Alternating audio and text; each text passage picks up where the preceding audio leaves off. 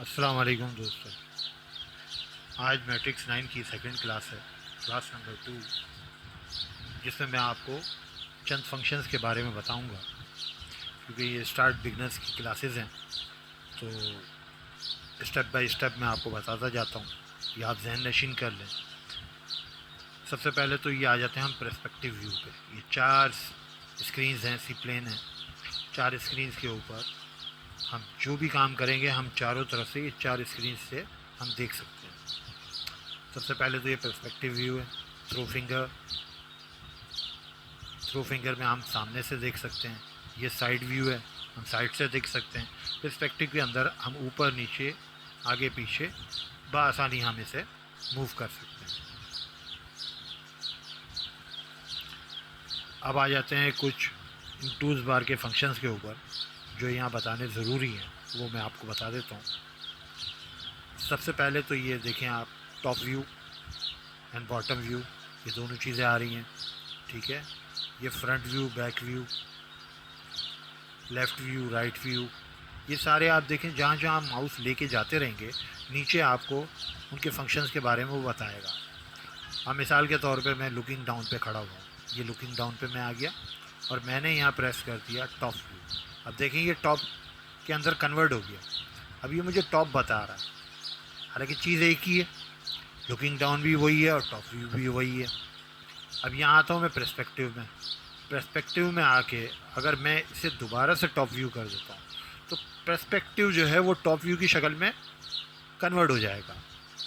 तो आप ये देखें, यहाँ पे भी यही स्क्रीन है, यहाँ पे भी यही स्क्रीन है, और आपका पर्सपेक्टिव स्क्रीन यहाँ से जा चुकी है। तो यहाँ से मकसद कहने का ये है कि आप इन चारों फंक्शंस में आप अपनी स्क्रीन्स को सेट कर सकते हैं कि आपको यहाँ पे जो जो फंक्शन अप्लाई करने हैं वो आप यहाँ से कर सकते हैं। अब थ्रू फिंगर पे मैं कर देता हूँ फ्रंट व्यू। अब देखें यहाँ फ्रंट व्यू गया। साइड व्यू के ऊपर आके मैं इसको कह देता हूँ कि मुझे लेफ़्ट बताए। टॉप व्यू पे आके मैं इसे कह देता हूँ पर्सपेक्टिव बताए। ठीक है ना। तो ये स्क्रीन्स को आप इस तरह से भी कर सकते हैं, यानी अपनी मर्ज़ी से आप इसको चेंज कर सकते हैं। अब यहाँ पे मैं इसे राइट क्लिक कर देता हूँ। अब राइट क्लिक जैसे ही किया तो यहाँ पे देखें ये एक बार ओपन हो गया मेरे सामने। यहाँ पे मैं इसे रीनेम करके कोई भी नाम जो मेरी पसंद का है मैं वो यहाँ डाल सकता हूँ। जैसे मैं यहाँ डाल देता हूँ 7। अब देखें ये 7 के नाम से ये चेंज हो गया। ठीक है, बताने के लिए मैं कर रहा हूँ। अब अगर मैं चाहता हूँ कि मैं इसे दोबारा वही पोजीशन में लेके आऊँ, ठीक है, तो यहाँ पे देखें आप इस लेफ़्ट के ऊपर टूल बार पे लिखा हुआ है रीसेट। ये सारे टूल बार हैं। ठीक है, ये अलग है, ये आपका अलग है। ठीक है, ये सारे अलग अलग हैं जो एक साथ जॉइंट हुए हैं। अब ये देखें, आप इसे अलग भी कर सकते हैं, अपने पास यहाँ ला के यहाँ भी रख सकते हैं और वापस यहाँ भी ला सकते हैं। ठीक है, ये वापस यहाँ आ गया। आप चाहते हैं कि ये यहाँ नीचे आ जाए, आइकन हिस्ट्री ऊपर चली जाए, इस तरह से आप इसको सेट कर सकते हैं। ये देखिए आइकन हिस्ट्री क्या है कि हम जो भी कमांड्स यूज़ करते हैं, जो भी, जैसे ये कर्व के अंदर आप देखिए कर्व से रिलेटेड सारी चीज़ें मौजूद हैं। हम यहाँ से जो भी चीज़ लेंगे अप्लाई करेंगे। अब मिसाल के तौर पे मैं ये ले लेता हूँ और इसको फ्रंट पे आके ये देखें, ये मैंने यहाँ एक बॉक्स बनाया, रेक्टेंगल बनाया, यहाँ देखें ये आ गया। अब जो भी मैं कमांड्स यूज़ करूँगा यहाँ ये प्लस होती जाएगी। ठीक है, अब इसके बारे में मैं आपको बताता चलूँ कि ये आपका अंडू की कमांड है। अंडू यानी कंट्रोल Z से भी आप कर सकते हैं और इस कर्सर के थ्रू भी आप कर सकते हैं। ठीक है, अब मैं इसे कंट्रोल Z कर देता हूँ, ये गायब हो गया। अब मैं इसे प्रेस करता हूँ, देखिए ये दोबारा से आ गया। अगर मैंने इससे आगे कोई कमांड्स चलाई हुई होंगी तो मैं यहाँ क्लिक करूँगा। अगर मैंने बैक कमांड्स के ऊपर जाना है, यानी किसी भी काम को 3-4 कमांडें मैंने यूज़ कर ली और मुझे फ़र्स्ट पे जाना है, तो वो 3 कमांडें वापस नहीं आएंगी, ये फ़र्स्ट कमांड पे लाके मुझे खड़ा कर देगा। ठीक है, उसी तरह अगर मैंने आगे फॉरवर्ड सेकंड स्टेप पे जाना है तो मैंने इस पर क्लिक करना है, थर्ड पे जाना है तो मैंने दोबारा इस पर क्लिक करना है, फोर्थ पे जाना है तो मैंने इस पर दोबारा क्लिक करना है। तो ये बैक एंड फॉरवर्ड, ठीक है, ये कीज़ हैं। इसको मैं यहाँ से डिलीट कर देता हूँ। ये मैं आपको बाद में बताऊँगा कि किस तरह इस पर काम करना है। अभी हम इस टूल बार के ऊपर हैं। उसके बाद ये F6 का ऑप्शन है। F6 का ऑप्शन जो है वो आपके माउस व्हील के अंदर डिफ़ाइन हुआ है। आप माउस व्हील को प्रेस करें, मैंने प्रेस किया है, अब देखें ये ओपन होगी, एक बार ओपन हो जाएगा, टूल बार ओपन हो जाएगा। देखें ये सारी चीज़ें, ये भी आपके बहुत काम की चीज़ें हैं जो कि किसी भी डिज़ाइन को बनाने के लिए आपको इनमें ये सारी चीज़ें आपको मिलती रहेंगी, ठीक है। और कमांड्स के हिसाब से ये मेनू, ये टूल बार चेंज होता जाएगा। अब अगर यहाँ मैं आया, इसे मैंने यहाँ रखा, साइड में रख दिया। अमूमन प्रोफेशनली जो है वो यहाँ पे रख के काम करते हैं, बार बार माउस के व्हील के बटन को नहीं प्रेस करते। अब ये देखें यहाँ एक की का निशान बना हुआ है, ये की के बटन को क्लिक कर दिया। अब ये यहीं पे होल्ड रहेगा, यानी ये गायब नहीं होगा, कि जैसे ही कोई ऑब्जेक्ट आएगा उसी तरह ये मेन्यू चेंज होता जाएगा। ये टूल बार के अंदर आप देखें ये सारे फंक्शंस हैं, ये चेंज होते जाएंगे। अब यहाँ पे पाइप की कमांड भी आ रही है जो मैंने आपको आगे पढ़ानी है। जैम भी है, जैम ऑन कर्व, ये सारा मैंने आपको आगे बताना है। ये मिलग्रेन है, स्वीप 1 है, ठीक है। ये सारी चीज़ें, एक्सट्रूड है, एक्सट्रूड टू पॉइंट है, ये सारी चीज़ें मैंने आपको बाद में बतानी है, क्योंकि अभी मैं सारी चीज़ें आपको नहीं बता सकता, उसमें आप भी परेशान हो जाएंगे और क्लास काफ़ी लंबी हो जाएगी। तो टाइम को देखते हुए क्लास को थोड़ा सा शॉर्ट कर लेते हैं। अभी मैं फ़िलहाल इसको बंद कर देता हूँ, ठीक है। उसके बाद हम आ जाते हैं, ये आप देखें ये एक बॉल का निशान बना हुआ है, ये मिरर हॉरिजॉन्टल कह रहा है। अब मिरर हॉरिजॉन्टल है क्या चीज़, मैं आपको बता देता हूँ। अब आप ये देख रहे हैं, ये एरो देख रहे हैं आप, यहाँ से आप अप कर सकते हैं इसको पकड़ के, यहाँ से आप इसको राइट पे कर सकते हैं, लेफ़्ट पे कर सकते हैं, ठीक है। इससे आप इसको अप डाउन कर सकते हैं, इससे आप इसको लेफ़्ट एंड राइट कर सकते हैं, यहाँ से आप इसको छोटा कर सकते हैं, इसी तरह यहाँ से आप इसको ऊपर उठा सकते हैं, ठीक है। आप देख लें ये, अगर आपको ये चीज़ें चारों तरफ से चाहिए तो आप शिफ्ट के बटन को दबाएंगे, किसी भी पॉइंट को पकड़ेंगे, ये या इस पॉइंट को पकड़ लें या इस पॉइंट को पकड़ लें। देखा आपने, ये चारों तरफ से बड़ा हो गया। इसी तरह आप इसको छोटा करना चाहते हैं तो इसी तरह आप इसको शिफ्ट दबा के छोटा कर सकते हैं। लेकिन अगर आपने इसको वर्टिकली या हॉरिजॉन्टली आपने इसको छोटा बड़ा करना है तो आप इस तरह से करेंगे, सिंगल पॉइंट पकड़ के, ठीक है। माउस पे आपने लेफ़्ट क्लिक दबा के रखना है, जितना आपको छोटा करना है आपने छोटा कर लिया, जितना बड़ा करना है आप बड़ा कर सकते हैं, ठीक है। ये पोजीशन आप लेके आ सकते हैं। अब ये चीज़ कहलाती है गम्बोल। अब गम्बोल जो है वो मैट्रिक्स 6, 7 के अंदर नहीं था, 8 के अंदर भी नहीं था, 9 के अंदर ये फंक्शंस अपडेट हुए हैं जिसमें ये गम्बोल के फंक्शंस को, और ये बहुत अच्छी चीज़ है। यहाँ ये देखें, ये एक विंडो बनी हुई है इसमें, देखें इसको मैं पकड़ता हूँ, प्रेस करके होल्ड किया लेफ़्ट क्लिक, और इसको मैं कहीं भी उठा के यहाँ रख सकता हूँ, हॉरिजॉन्टली, वर्टिकली, यानी इस पर आप देखें ये कोई भी मुझे पाबंद नहीं कर रहा किसी भी चीज़ का, मैं इसको चारों तरफ घुमा सकता हूँ इसको पकड़ के। यहाँ पर इस एरो से आप देखें सिर्फ आप अप एंड डाउन कर सकते हैं, इससे लेफ़्ट एंड राइट कर सकते हैं, इस विंडो से आप चारों तरफ मूव कर सकते हैं, ठीक है।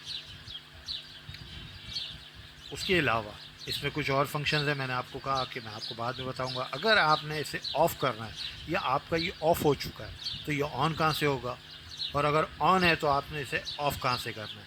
तो ये बेसिकली ये फंक्शन एक्टिव कहाँ से होता है मैं आपको बता देता हूँ। ये गम्बोल, ये देखें यहाँ ऊपर लिखा हुआ आ रहा है, इस बार के अंदर आप देखें कि यहाँ लिखा हुआ आएगा, देखें ये गम्बोल लिखा हुआ आया, गम्बोल को मैंने ऑफ़ कर दिया, ठीक है, ये गम्बोल गायब हो गया। अब मैं इसे सेलेक्ट भी करूँगा तो गम्बोल के फंक्शंस एक्टिव नहीं होंगे। अब अगर मैं इसे दोबारा प्रेस कर देता हूँ तो देखें ये गम्बोल का ऑप्शन मेरे पास आ चुका है। अब ये जो देख रहे हैं आप, येलो मार्क, ठीक है, येलो लाइन, आप इसको येलो आर्क भी कह सकते हैं। ये जो आर्क है आप इसको पकड़ के इस पर प्रेस करते हैं, लेफ़्ट आपके माउस की है लेफ़्ट की, आप इसको प्रेस करेंगे, होल्ड करेंगे। अब देखें ये आप जिस तरह इसको घुमाना चाहते हैं, मूव करना चाहते हैं, यानी रोटेट करना चाहते हैं, तो ये रोटेट करेगा। इसको रोटेशन के लिए हम यूज़ करते हैं। अब अगर मैंने इसे 45 डिग्री, 90 डिग्री या 180 डिग्री पे अगर मैंने प्रॉपरली मूव करना है, तो मैं यहाँ पे शिफ्ट का बटन प्रेस करूँगा, तो आप देखें क्या होता है। मैं आपको करके दिखाता हूँ। यहाँ मैं सबसे पहले कंट्रोल Z करूँगा। अब मैं आर्क पे आके बटन को प्रेस करूँगा, अपनी लेफ़्ट की को।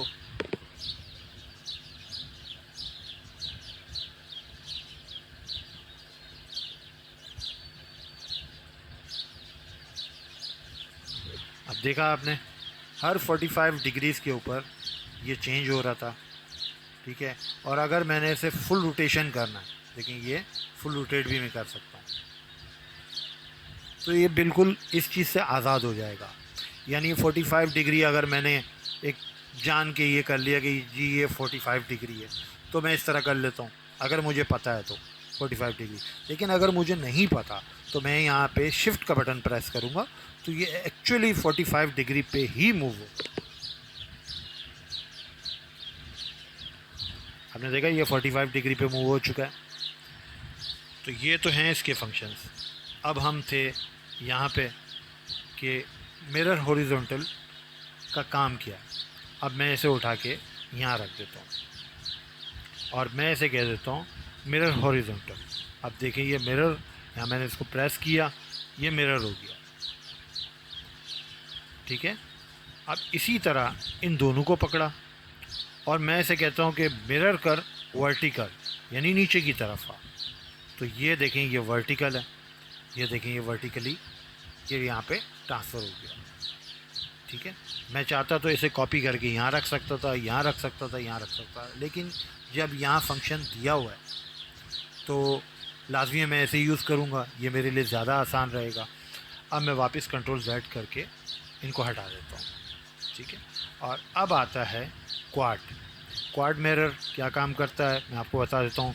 जस्ट ये जो मैंने आपको चारों करके दिखाए थे हॉरिजॉन्टल एंड वर्टिकल, तो ये चारों तरफ इसको हॉरिजॉन्टल वर्टिकल ये इसको घुमा देगा, ये देखें, ठीक है। जैसे मैंने आपको करके दिखाया, पहले मैंने हॉरिजॉन्टल किया, फिर उसके बाद मैंने वर्टिकल किया। अब अगर मैंने इसको एक ही क्लिक के ऊपर हॉरिजॉन्टल एंड वर्टिकल दोनों कमांड एक साथ यूज़ कर ली, दोबारा से मैं आ जाता हूँ, कंट्रोल Z कर देता हूँ, ठीक है। अब इसके बाद ये चीज़ जो है यहाँ मैं वापस आना पड़ेगा मुझे। मैं यहाँ से ये देखें 1 बाय 1 और ये चारों वापस आ गए, ठीक है। अब मैं अगर इस पर क्लिक करता हूँ तो देखें ये सिंगल रेक्टेंगल जो है सेलेक्ट होगा, ये सिंगल सेलेक्ट होगा, ये सिंगल सेलेक्ट होगा और ये भी सिंगल, ये चारों अलग अलग पड़े हैं। अगर मैं चाहता हूँ कि मैं एक ही क्लिक के ऊपर इन चारों को सेलेक्ट कर लूँ, जैसे ये मैं पकड़ता हूँ इनको शिफ्ट दबा के, ठीक है। ये चारों को मैंने पकड़ा, सेलेक्ट किया और इनको मैं कह देता हूँ कि इनको ग्रुप कर दो, ये मैं कह देता हूँ इसको ग्रुप। अब ये ग्रुप हो गया। अब मैं किसी एक पर क्लिक करूँगा तो ये चारों सेलेक्ट हो जाएंगे। किसी एक को सेलेक्ट करूँगा, मैं दोबारा से कह रहा हूँ, किसी एक को सेलेक्ट करूँगा तो ग्रुप होने के बाद ये चारों एक साथ सेलेक्ट हो जाएंगे, ठीक है। अब मैं यहाँ पे कंट्रोल Z की कमांड चला देता हूँ। अब देखें ये मैं वापस सिंगल बार में आ गया, यानी सिंगल रेक्टेंगल पे आके खड़ा हो गया। अब मैंने ये वाली की यूज़ की, ये वाली यूज़ नहीं की। अगर मैं ये यूज़ करता तो देखें ये दोबारा से आ जाएगा, और अगर मैं इसको यूज़ करता हूँ तो यहाँ पे करंट पोजीशन पे आके मैं खड़ा हो चुका हूँ, ठीक है। अब मैं आता हूँ सेव एज के ऊपर। मैं आपको वही फंक्शन बताऊँगा जो इस वक्त आपके बहुत काम के हैं, आपने इनको ज़हन नशीन कर लेना है, ये आगे आपके बहुत से काम आने वाले हैं। और जो चीज़ें आगे बनेंगी तो उनमें ये चीज़ें जो हैं ये सारी इस्तेमाल होंगी। तो जब तक आपको इन फंक्शंस के बारे में पता नहीं होगा तो आप इसे रन किस तरह करेंगे। तो इसीलिए मेरा मकसद यही था कि सबसे पहले मैं आपको ये सारे फंक्शंस के बारे में डिटेल में बता दूँ। ठीक है, अब किसी फ़ाइल को हमने सेव करना है, ये हर सॉफ्टवेयर के अंदर है, सेव एज, सेव, ये देखें ये चीज़ है। अब यहाँ पे ये शॉर्ट की दी हुई है, आप इसको दबाते हैं तो देखिए नीचे क्या लिखा हुआ है, सेव एज। ठीक है, तो ये फ़ाइल आपको आपके कंप्यूटर में लेके जाएगा। जिस जगह आपने सेव करना है अपने वर्किंग, जो भी आपका जो भी चीज़ें हैं, जो भी फ़ाइल है, वो आप उसको नाम देंगे और सेव का बटन दबा देंगे। यहाँ से लाके उसको ओपन करेंगे। ठीक है, इंपोर्ट नहीं, देखिए ये इंपोर्ट है, इंपोर्ट नहीं, आप ओपन करेंगे उस फाइल को यहाँ पे ला सकते हैं, दोबारा से वहीं से आप अपने काम को शुरू कर सकते हैं। ठीक है, अब उसके बाद हम आ जाते हैं, अगर आपको याद हो तो मैंने पहली क्लास जो इंस्टॉलेशन की थी तो उसमें मैंने ये टूल बार किस तरह लाते हैं वो मैंने आपको बताया था। मैं दोबारा बता देता हूँ आपको कि यहाँ पे मैं प्रॉपर्टीज़ में गया। ठीक है, यहाँ नीचे मैं टूल बार में आया और मैंने यहाँ पे टूल बार को ये राइट क्लिक किया और ओपन करा और अपने कंप्यूटर की ड्राइव के अंदर जाके इस टूल बार को लेके आया था। ठीक है, अब ये फंक्शन तो यहाँ से आ रहा है, यही चीज़ यहाँ पे शॉर्ट की के तौर पे यहाँ रख दी गई है ऑप्शंस के नाम से। ये देखें, ये देखें, ये आ गया। ठीक है, अब यहाँ पे बहुत सी चीज़ें हैं, काफ़ी डिटेल्स हैं इसके बारे में, तो क्लास मैं आपको दोबारा कहूँगा काफ़ी लंबी हो जाएगी। तो आहिस्ते आहिस्ते मैं आपको सारी चीज़ें बताऊँगा कि मैश क्या है, इसमें यूनिट्स क्या हैं। चलें यूनिट्स में आपको अभी बता देता हूँ। यूनिट्स जो हैं, ये जो भी हम काम करते हैं ये हम मिलीमीटर के ऊपर काम कर रहे हैं। जो भी काम हो रहा होता है ये मिलीमीटर के ऊपर काम हो रहा होता है। अब अगर आपने इसको इंचेस के ऊपर काम करना है, आप अपने ये सी प्लेन कहलाता है, ये सी प्लेन को आप इंचेस में कन्वर्ट करना चाहते हैं तो देखिए मैं यहाँ पे मेरा एक रेक्टेंगल बना हुआ है और मैंने इसे इंचेस पे लेके क्लिक कर दिया और यहाँ पे मैंने इसे ओके कर दिया। ओके करने के बाद यहाँ मुझसे ये पूछ रहा है स्केल करना है, यानी इंच के ऊपर लेके जाना है। ठीक है, आपने यहाँ पे यस कर दिया। अब यस करने के बाद आपका ये जो रेक्टेंगल था इसकी पोजीशन आप देखें कि कितने, ये हम mm पे काम कर रहे थे तो ये हमें बड़ा नज़र आ रहा था। ठीक है ना, और जब हम इंचेस के ऊपर आए तो ये इतना सा छोटा हो गया। अब हम दोबारा से आ जाते हैं इंचेस के ऊपर, हम इंचेस में जाते हैं और उसको वापस से बाय डिफ़ॉल्ट मिलीमीटर के ऊपर, क्योंकि बाय डिफ़ॉल्ट के ऊपर मिलीमीटर ही डिफ़ाइन हुआ होता है ताकि कोई परेशानी ना हो, तो मिलीमीटर के ऊपर ही काम किया जाता है। तो हम जब भी काम करेंगे हम मिलीमीटर के ऊपर काम करेंगे। जब प्रोफेशनल लेवल के ऊपर काम करना होगा तो हम उस पर सेंटीमीटर पे भी काम करेंगे, किलोमीटर में भी काम करेंगे, मीटर में भी काम करेंगे, इंचेस पे भी काम करेंगे। लेकिन हाल फ़िलहाल अब हम इसको मिलीमीटर के ऊपर लेके आते हैं और यहाँ ओके का बटन प्रेस कर देते हैं। ठीक है, यहाँ ये दोबारा हमें पूछ रहा है, हम कह देते हैं। अब देखें यहाँ पे ये क्या कह रहा है, 1 इंच का जो मिलीमीटर बनता है वो 25.4 बनता है। ठीक है, ये आपने याद रखना है, अगर याद नहीं रहता तो कहीं लिख लें कि 25.4 का यानी 25.4 मिलीमीटर का 1 इंच बनता है। ठीक है, यस, ये देखें ये उसी कंडीशन में वापस आ गया। अब उसके बाद हमने ये कर लिया, उसके बाद हम देखें हमने कोई चीज़ यहाँ से डिलीट करनी है तो हम डिलीट किस तरह से करेंगे। अपने कीबोर्ड के बटन के ऊपर डिलीट का बटन दिया हुआ है, हम उसे सिंपली डिलीट को प्रेस कर देंगे तो ये डिलीट हो जाएगा। मैं वापस कंट्रोल Z कर लेता हूँ। ये है कमांड प्रॉम्प्ट। अगर मुझे ये कमांड याद है, ठीक है, डिलीट की स्पेल मुझे याद है, तो मैं यहाँ सिंपली डिलीट लिख दूँगा, DELET। ये देखें, ये बार के अंदर डिलीट की जितनी भी फंक्शंस की हैं, ठीक है, इसे मैं प्रेस कर दूँगा। अब मैंने किसी चीज़ को सेलेक्ट नहीं किया था, उसी वजह से ये डिलीट नहीं हुआ। अब मैं यहाँ पे दोबारा लिखता हूँ ये देखें ये डिलीट हो गया।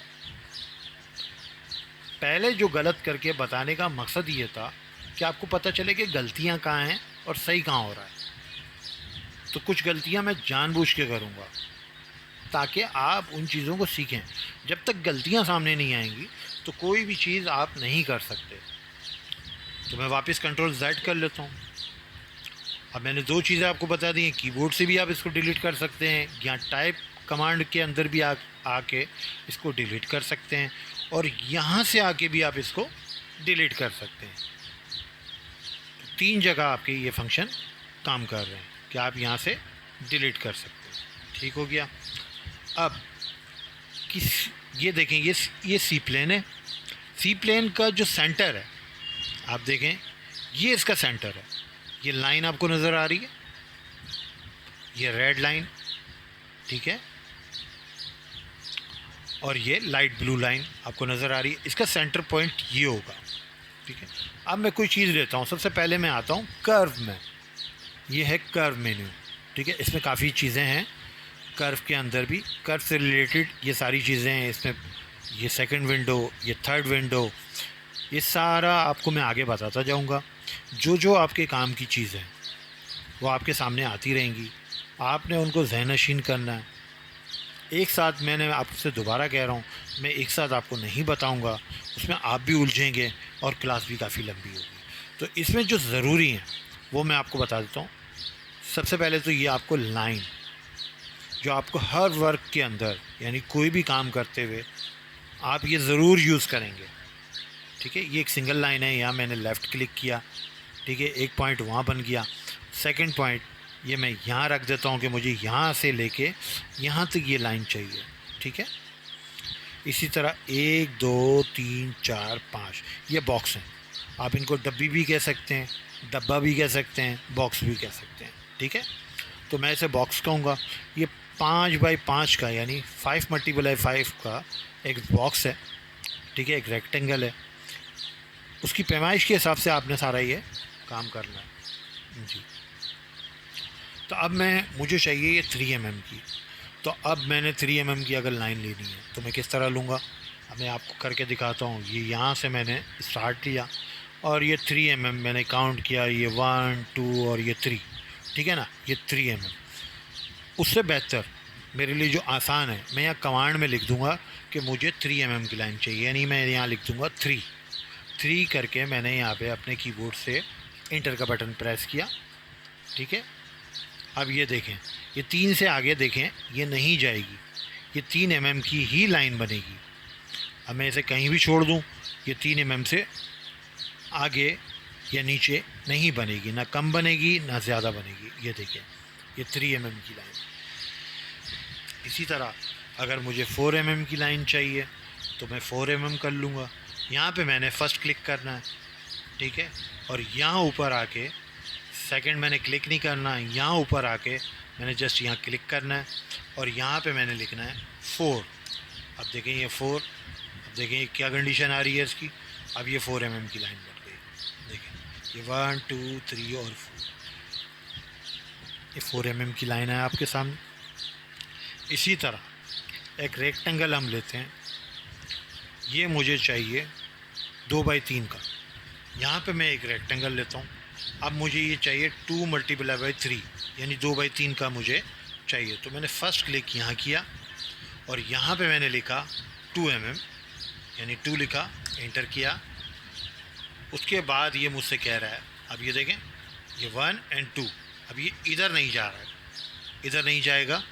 ये 2 mm का इसने बॉक्स सेलेक्ट कर लिया और यहाँ पे मैं लिख देता हूँ 3 यानी मुझे 2 बाई 3 का मुझे बॉक्स चाहिए, यहाँ मैं 3 लिख देता हूँ।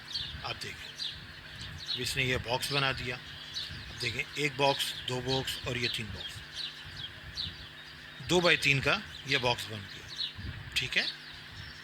ये आप क्लियर हो गए होंगे यहाँ तक। अब मैं इसे डिलीट कर देता हूँ। उसके बाद ये है आर्क डायरेक्शन। आर्क डायरेक्शन क्या कर रही है कि मैं यहाँ पे सेलेक्ट करता हूँ, यहाँ पे पॉइंट लगाता हूँ और इसको यहाँ पर ऐसे ले आता हूँ, यानी जितना मैंने इसे खोलना है मैं इसे खोल लेता हूँ। अगर मैं यहाँ शिफ्ट दबाऊँगा तो आप ये देखें क्या होता है इसका।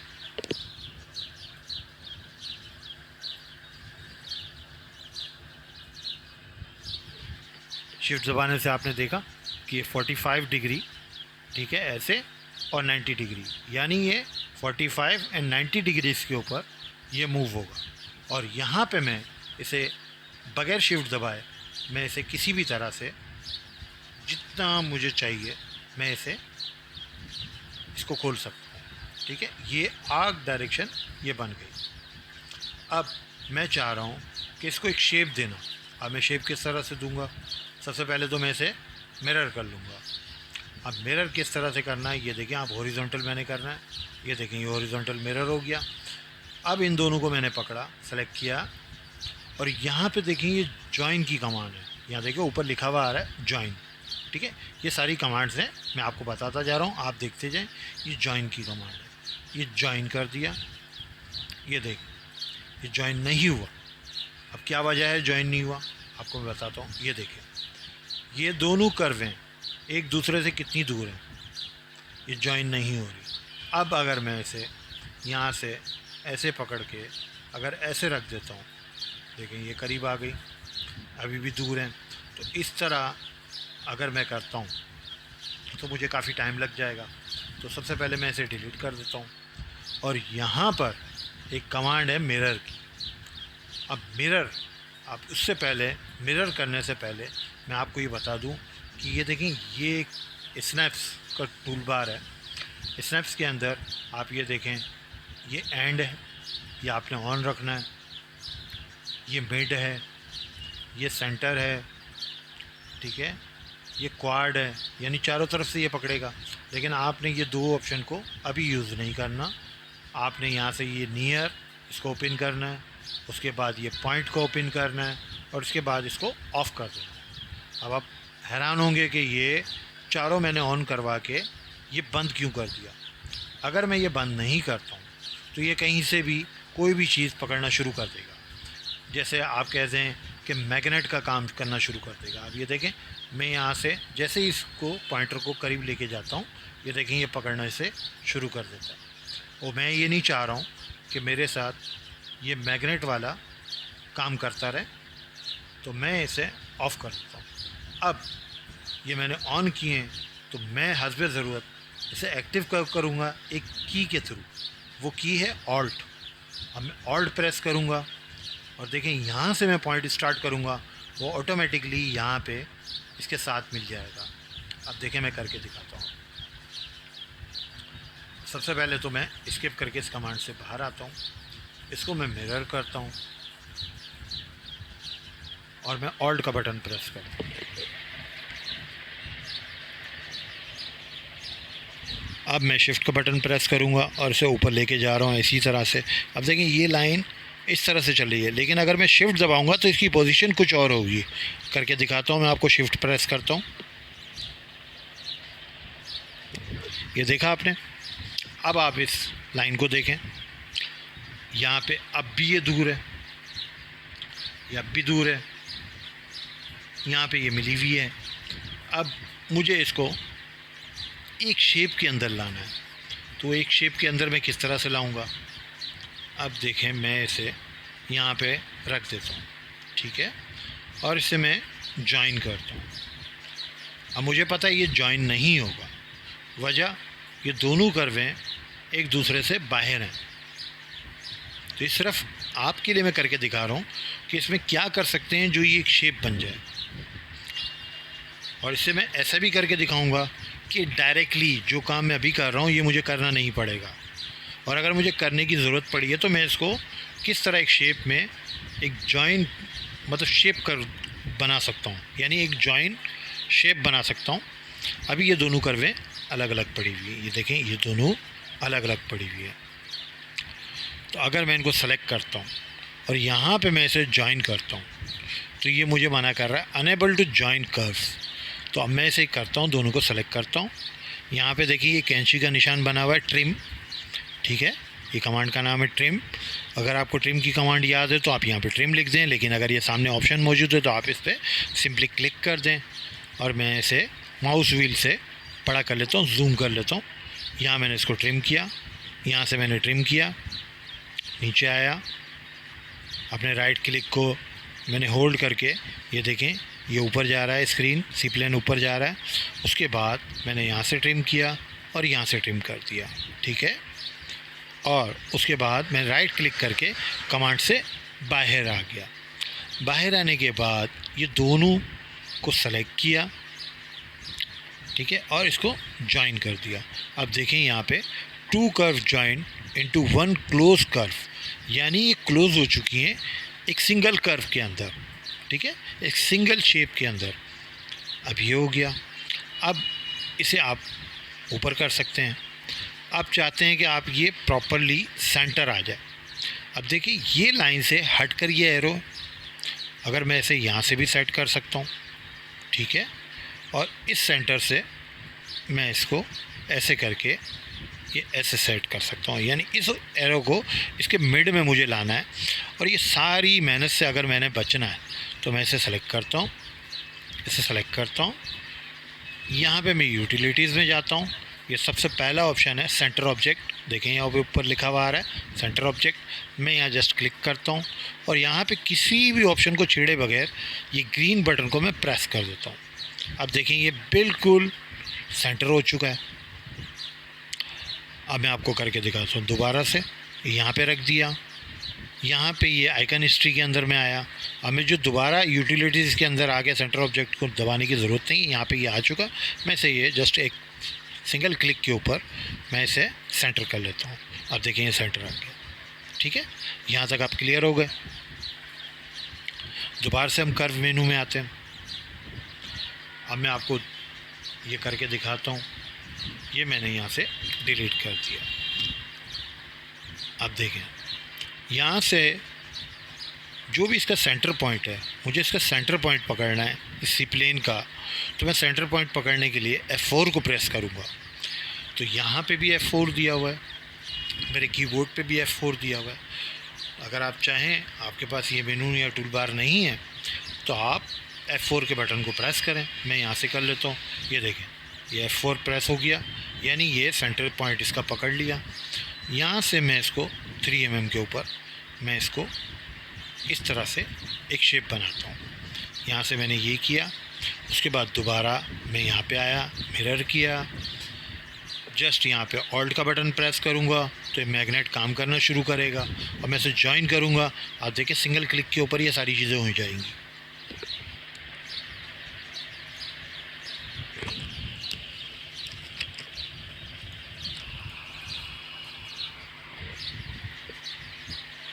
देखें ये 2 curve join into 1 close curve. वहाँ ट्रिम की कमांड मुझे आपको बताने के लिए एक शेप को गलत डायरेक्शन देनी पड़ी, जिसमें मैंने आपको ट्रिम की कमांड सिखानी थी। अब यहाँ देखें एक सिंगल, ये देखें ये कर्व बन चुका है, 2 कर्वें मिलकर ज्वाइन हो चुकी हैं, ठीक है। ये एक पत्ते का शेप बन चुका है। अब मैं इसे ऊपर कर देता हूँ, ठीक है। अब मैं इसे कहता हूँ कि आप यहाँ आ जाएं, ठीक है। गम्बोल के थ्रू मैंने इसे यहाँ कर दिया और वही कमांड क्वाड की, मिरर क्वाड, अब देखें 4 बन गए, ठीक है। ये तो याद हो गया होगा आपको। कंट्रोल Z कर लेता हूँ। अब उसी तरह मैं उसे कहता हूँ कि यहाँ पे आ जाओ और यहाँ पर ये इसका सेंटर है, ठीक है। और अब मैं इसे क्वाड करता हूँ,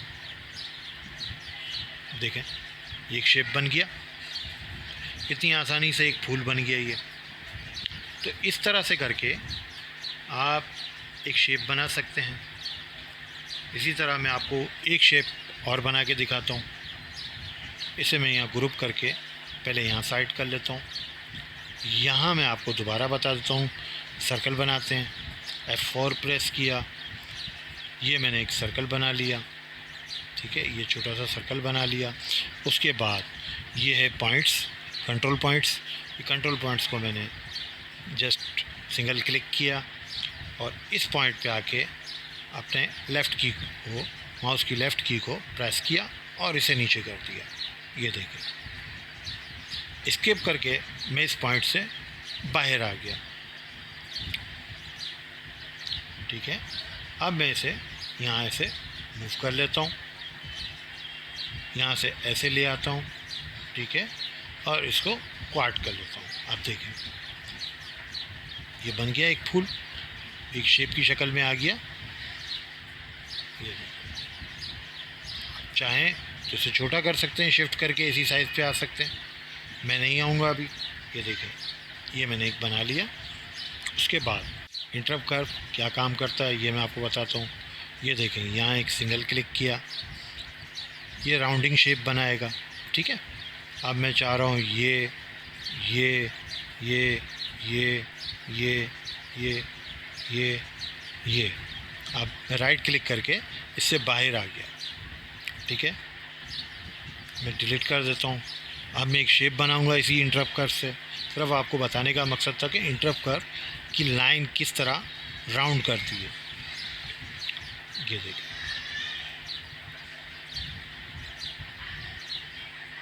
यहाँ मैंने इसे छोड़ दिया, राइट क्लिक किया और यहाँ से बाहर आ गया। मैंने दोबारा राइट क्लिक किया, वापस कमांड के अंदर आया, ठीक है, यहाँ ऑल्ट दबाया, ये देखिए, और फिर ऑल्ट दबाया और इसके साथ इसको टच कर, ठीक है। अब इसे ज्वाइन कर दिया, ठीक है, ये क्लोज कर्व बन गया।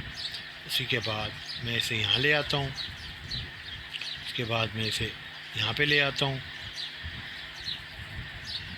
ये इसका सेंटर है, मैं इसे यहाँ ले आता हूँ।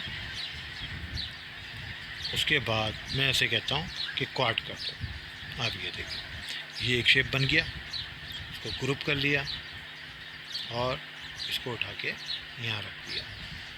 इस तरह से आप शेप को क्वार्ट के थ्रू किस तरह बनाते हैं, सही है, ये मैं आपको बता दूँ।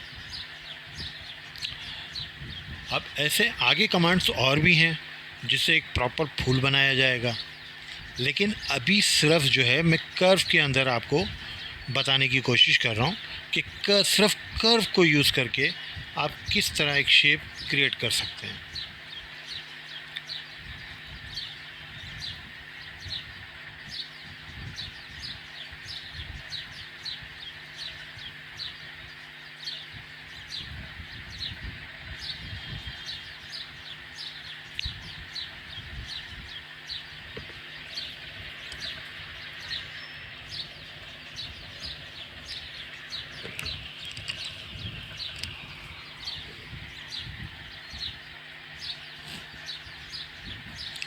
अब मैं इसे ज्वाइन कर देता हूँ। अब मैं इसके कंट्रोल पॉइंट्स में जाता हूँ। अब देखिए, ये मेरे पास कंट्रोल पॉइंट्स आ गए हैं। अब मैं इसे यहाँ से ऐसे करके, यहाँ से ऐसे करके, यहाँ से ऐसे करके, यहाँ से ऐसे करके, ये ऐसे करके,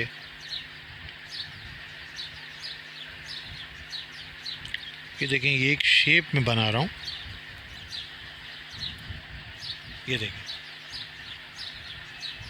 इस तरह करके, यानी इन कंट्रोल पॉइंट्स को ऑन करके आप किसी भी शेप को तोड़ मरोड़ के अपना एक नया शेप बना सकते हैं।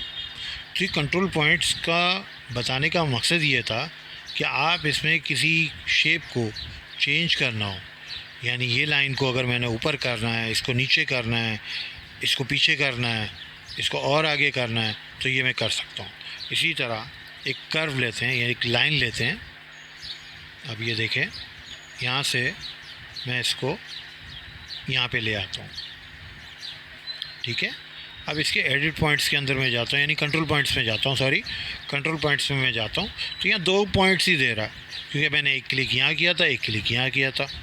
तो लाइन के अंदर तो हमेशा आपको 2 पॉइंट्स ही मिलेंगे। अब अगर आपको यहाँ पे ज़्यादा पॉइंट्स चाहिए तो आप किस तरह करेंगे, इसको सेलेक्ट करेंगे।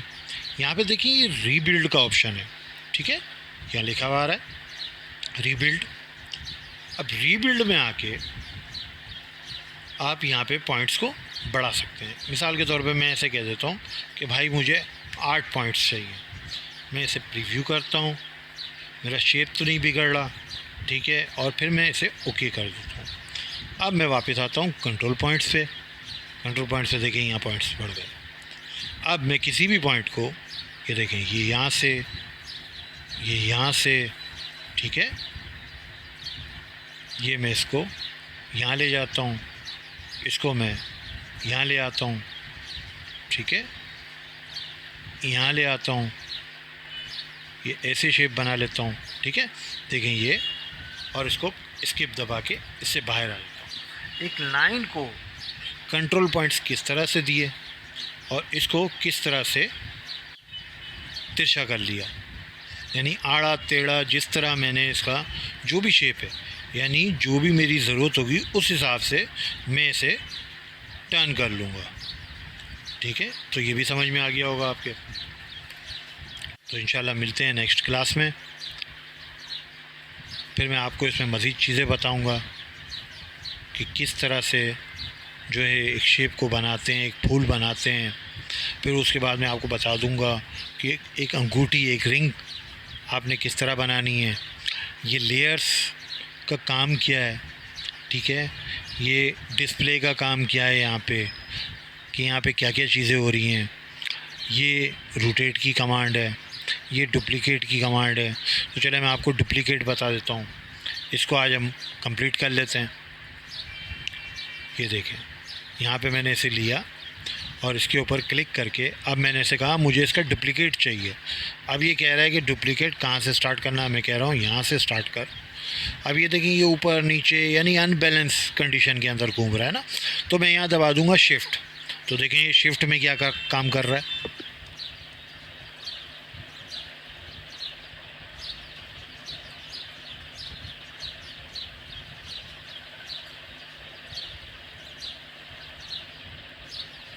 ये पेस्ट करता गया है।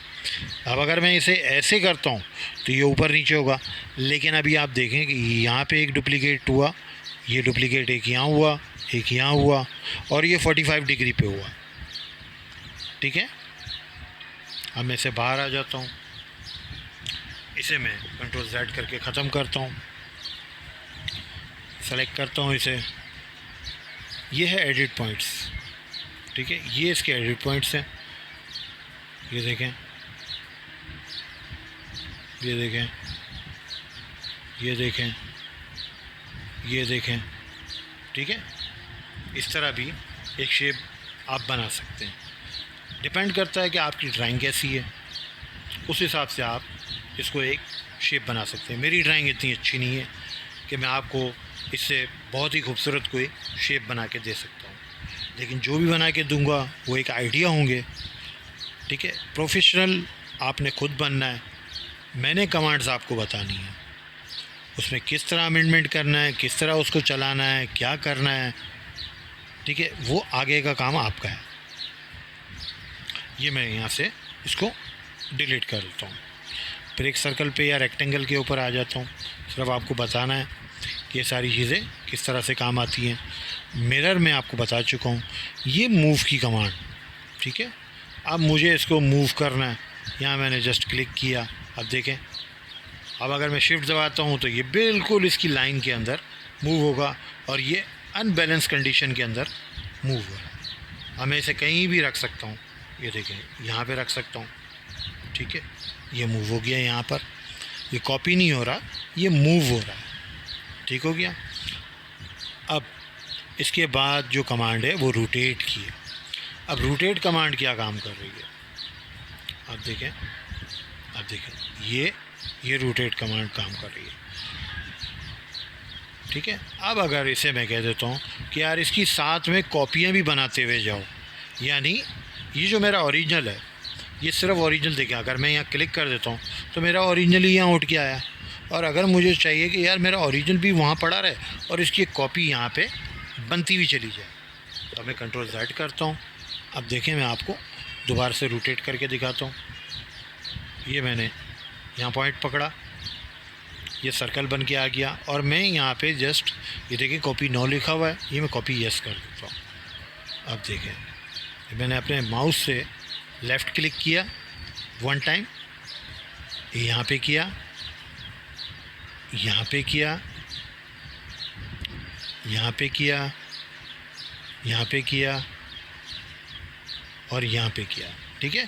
और राइट क्लिक करके मैं कमांड से बाहर आ जाता हूँ। अब ये देखें, देखें ये भी एक शेप बन गया। तो इस तरह करके आप 360 डिग्री के ऊपर इसको रोटेट की कमांड से कॉपी कर सकते हैं, ठीक है। अब मैं इसे डिलीट कर देता हूँ। उसके बाद ये है, हम इसे कहते हैं ब्लास्ट। अब ब्लास्ट का काम क्या है मैं आपको बता देता हूँ। ये एक रेक्टेंगल बनाया, ठीक है। ये चारों कर्व जॉइन हुई है, इस वक्त जॉइंट है।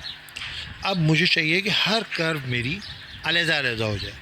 तो मैंने अलग अलग किस तरह करना है, अलग करने का एक दूसरा तरीका भी है, लेकिन ये सिंगल क्लिक के ऊपर ये सारे पीसीज हो जाएंगे, यानी टुकड़े हो जाएंगे। अब ये टुकड़े किस तरह, देखें, ये मैं एक्सक्लूड कर देता हूँ इसको। अब यहाँ क्या कह रहा है, exclude a curve into 4 segments, यानी 4 लाइनों के अंदर, ये 1 2 3 एंड 4, ठीक है। ये 4 कर्व अलग अलग हो चुकी हैं। अब मैं चाहूँ इसे यहाँ नीचे ले आऊँ, इस कर्व को मैं यहाँ ले जाऊँ, सारे जो हैं ये टूट चुकी हैं, एक रेक्टेंगल टूट चुका है। मैं कंट्रोल Z कर लेता हूँ, ठीक है। ये तो अनडूइंग एक्सक्लूड लिखा हुआ आ गया। यहाँ ये रेक्टेंगल की शक्ल में वापस आ चुका है। अब अगर मुझे इसको सिंगल सिंगल तोड़ना है तो मैं किस तरह तोड़ूँगा। ये देखिए यहाँ पे स्प्लिट, ये तो जॉइन मैंने आपको बता दिया। एक्सक्लूड के बाद जॉइन है, जॉइन के बाद ये देखें ये स्प्लिट है। अब ये स्प्लिट की कमांड मुझे कह रही है सेलेक्ट कटिंग ऑब्जेक्ट या पॉइंट, या अगर मेरे पास ऑब्जेक्ट है तो मैं उस ऑब्जेक्ट पे सेलेक्ट क्लिक करूँगा तो ऑब्जेक्ट के थ्रू इसको काट देगा। और अगर मेरे पॉइंट मैंने काटने हैं, अब देखें ये पॉइंट, ये एक पॉइंट और ये दूसरा पॉइंट, और राइट क्लिक करके मैं बाहर आ जाता हूँ। अब मैंने क्या करा, यहाँ पे क्लिक किया था और एक यहाँ पे क्लिक किया था, तो ये कर्व बिल्कुल अलग हो चुकी है और ये 3 कर्व देखिए एक साथ पड़ी हुई है। समझ में आई कि किस तरह किया।